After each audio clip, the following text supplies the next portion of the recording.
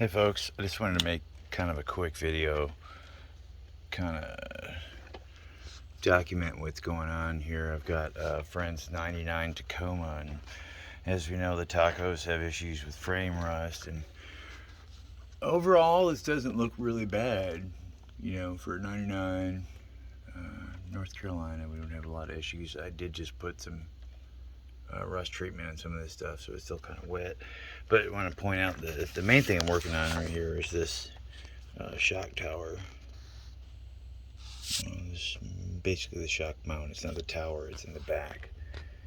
And this is the part I gave my friend to put on here. But that's not the issue. Basically, here's where that part stops. And this whole gap down here is what has corroded over time. Come out, and I don't know, it's the only drawback of these things, man.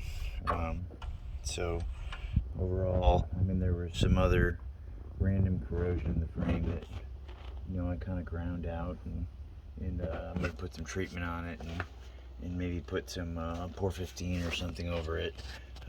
This friend of mine bought this truck brand new when they were a teenager, so I just wanted to point that out. Like, this is the part you'll get to replace. Yep. And that's what happens.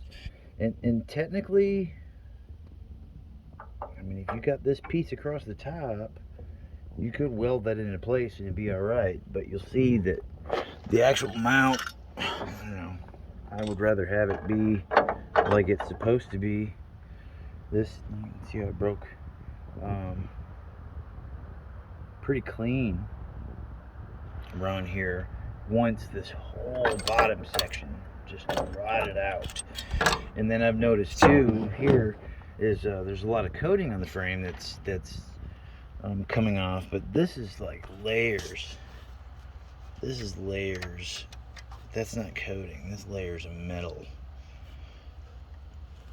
So Toyota, I don't know, they're fantastic, but this is the Achilles heel for sure.